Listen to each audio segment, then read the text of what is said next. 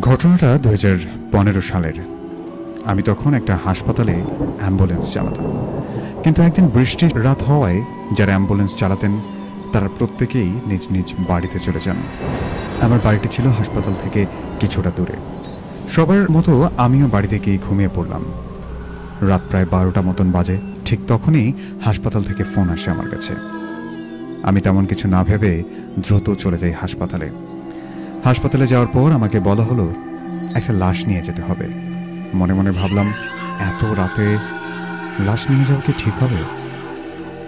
অনেক কিছু ভাবতে ভাবতে শুরুতে না করে দিলাম, কিন্তু উপায় ছিল না, তাই শেষমেশ রাজি হয়ে গেলাম। এরপর বললাম, লাশের সাথে কে যাবে? যা বলল তা শুনে আমি স্তব্ধ। তারা বলল, লাশের সাথে কেউ যাবে না, আমাকে একাই যেতে হবে। আমি অবাক হয়ে বললাম, লোকেশনটা দেন তাহলে। কিন্তু হাসপাতালের কাছে সুনির্দিষ্ট কোনো লোকেশন ছিল না, শুধু রাস্তার দিকে একটা নির্দেশনা দিল। তো আমি 7-5 না ভেবে ভাবলাম একা একা চেনে নেব। রাত তখন প্রায় 12:45। সৃষ্টিকর্তার নাম স্মরণ করে গাড়িতে উঠলাম। গ্রামটা ছিল হাসপাতাল থেকে প্রায় 15 থেকে 16 কিলোমিটার দূরে। গাড়ি স্টার্ট করলাম। মনটা ভীষণ অস্থির লাগছিল। শহরের রাস্তাটা ঠিকঠাকভাবে পার হলাম, কিন্তু যখনই গ্রামের রাস্তায় চাকাটা পৌঁছায় তখনই মনে হলো আমার সাথে কিছু একটা ঘটতে শুরু করেছে, অর্থাৎ বিপদের কেবল শুরু। আমার মনে হলো গাড়ি আর আমি দুজনেই কেঁপে উঠলাম। সঙ্গে সঙ্গে গাড়ির স্টার্ট বন্ধ হয়ে গেল। আবার চালু করে কিছু দূর গাড়ি চালিয়ে গেলাম।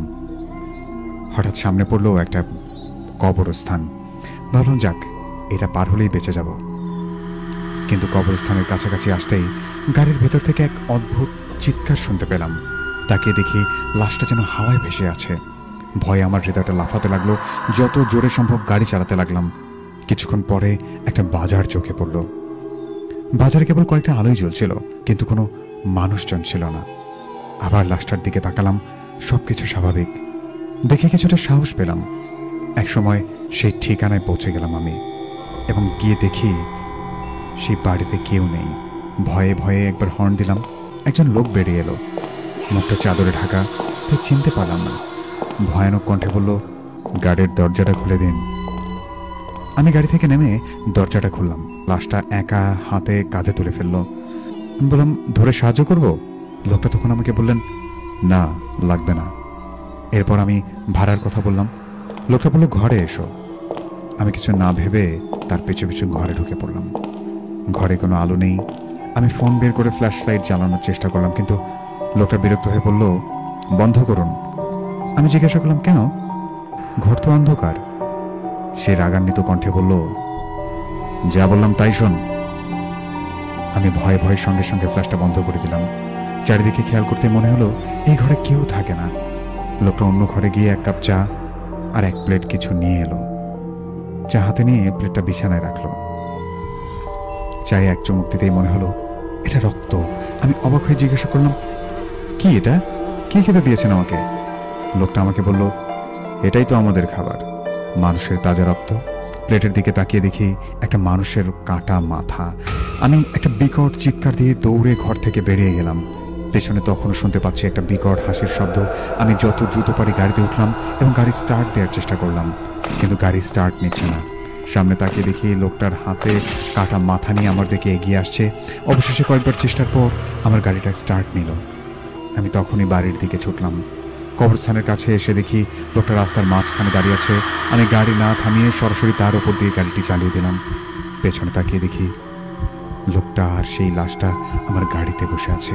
ভয়ে আমি গাড়ি থামিয়ে দৌড়ে পালাতে গিয়ে হঠাৎ দেখলাম লোকটা আমার সামনে। আমি তখন ভয়ে একটা চিৎকার দিয়ে মাটিতে পড়ে গেলাম। এরপর ফজরের আজানের সময় এক লোক আমাকে রাস্তার ধারে অজ্ঞান অবস্থায় খুঁজে পায় এবং সে আমাকে তার বাড়িতে নিয়ে যায়। আমার জ্ঞান ফেরার পর আমাকে জিজ্ঞাসা করে, কে তুমি? আমি আমার পরিচয় দেই, সব ঘটনা খুলে বলি। তারপর সে আমাকে বাড়িতে পৌঁছে দেয় এবং একজন কবিরাজের সন্ধান দেয়। সেই কবিরাজের কাছে গিয়ে ধীরে ধীরে আমি স্বাভাবিক হয়ে উঠি।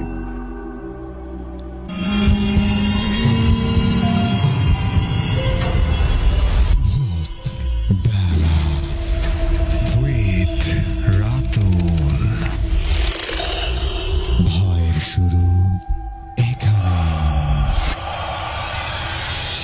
এই চমৎকার ঘটনাটি আমাদেরকে পাঠিয়েছিলেন সাফায়েত হোসেন সীমান্ত, ঠিকানা ঘোড়াবান্ধা গাইবান্ধা।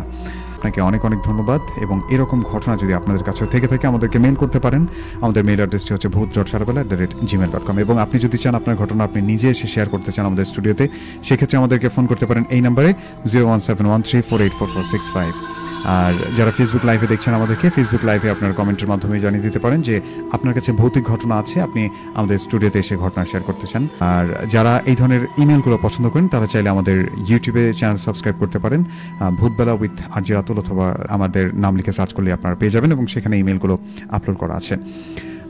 তো দেখতে পাচ্ছি অনেকেই আমাদের সাথে যুক্ত হয়েছেন, প্রথম থেকেই অনেকেই আছেন আমাদের সাথে। লিখেছিলেন আতিক মিয়া, সর্বপ্রথম সালাম জানিয়েছিলেন, ওয়ালাইকুম সালাম। উনি ধানঘড়া থেকে আমাদেরকে দেখছেন। আমাদের সাথে যুক্ত হয়ে গেছেন এমডি শোয়েব ইসলাম, উনিও সালাম জানিয়েছেন, ওয়ালাইকুম সালাম। উনি লিখেছেন গাইবান্ধা পূর্বপাড়া থেকে।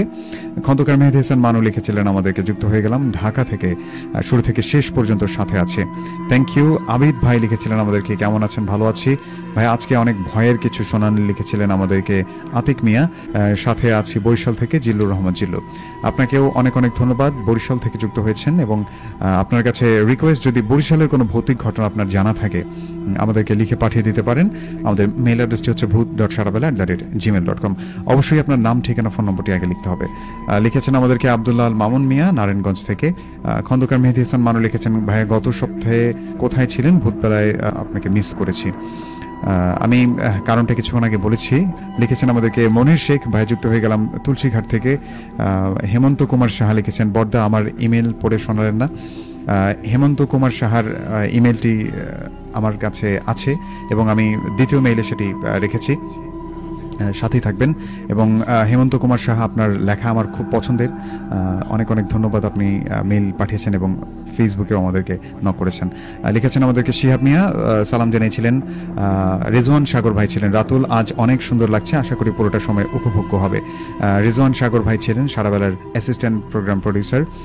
ভাইয়ের জন্য অনেক অনেক শুভকামনা এবং ভালোবাসা। লিখেছেন আমাদেরকে রাসিব ইসলাম, সাথে আছে শেষ পর্যন্ত। আব্দুল হাদি ছিলেন আমাদের সাথে। এমডি মেহেদি, কষ্টে ভরা মন আমাদের সাথে ছিলেন প্রফেসর কলোনি থেকে। ভালো হচ্ছে লিখেছেন আমাদেরকে সোয়াইব। হাবিবুর রহমান মানিক লিখেছেন আমাদেরকে গাজীপুর থেকে, ঘটনাটা ভয়ের ছিল। জিহাদ লিখেছেন মিয়ার বাজার থেকে, ইমেল শুনে আমি শেষ ভাই, ভয়ে থাকতে পারছি না। খন্দকার মেহেদী হাসান লিখেছেন আমাদেরকে। নয়ন সরকার ভাই ছিলেন আমাদের সাথে চন্দিয়া থেকে, ঠিক 11টা পর্যন্ত উনি থাকবেন। ইমেলটি ভয়ের ছিল। সাগর থেকে লাবু লিখেছেন আমাদেরকে। লিখেছেন আমাদেরকে ফারদিন ভাইয়া, আচ্ছা, গলাকাটি আনন্দবাজার থেকে শুনছি। আচ্ছা আচ্ছা, ফাইন। লিখেছেন আমাদেরকে প্রফেসর কলোনি থেকে মেহেদী হাসান। নাজিফা বিনতে ছিলেন আমাদের সাথে। লিখেছেন আমাদেরকে আব্দুল হাদি। আবারও প্রথম মেইলটি অনেক ভয়ের ছিল। ছিলেন আমাদের সাথে লাবণ্য।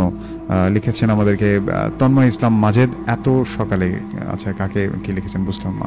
লিখেছেন আমাদেরকে কুঠিপাড়া থেকে এমডি লাবিব হাসান। লিখেছেন আমাদেরকে জাহাঙ্গীর, সালাম জানিয়েছেন, ওয়ালাইকুম সালাম। ফারদিন লিখেছেন আমাদেরকে লিখেছেন আপনার, আচ্ছা জাহাঙ্গীর লিখেছেন আপনার কণ্ঠে মেইল শুনতে খুব ভালো লাগে, থ্যাংক ইউ সো মাচ। যদি ভালো লেগে থাকে অবশ্যই বেশি বেশি মেইল পাঠাতে হবে, তাহলে আমি আপনাদেরকে মেইল পড়ে শোনাতে পারবো।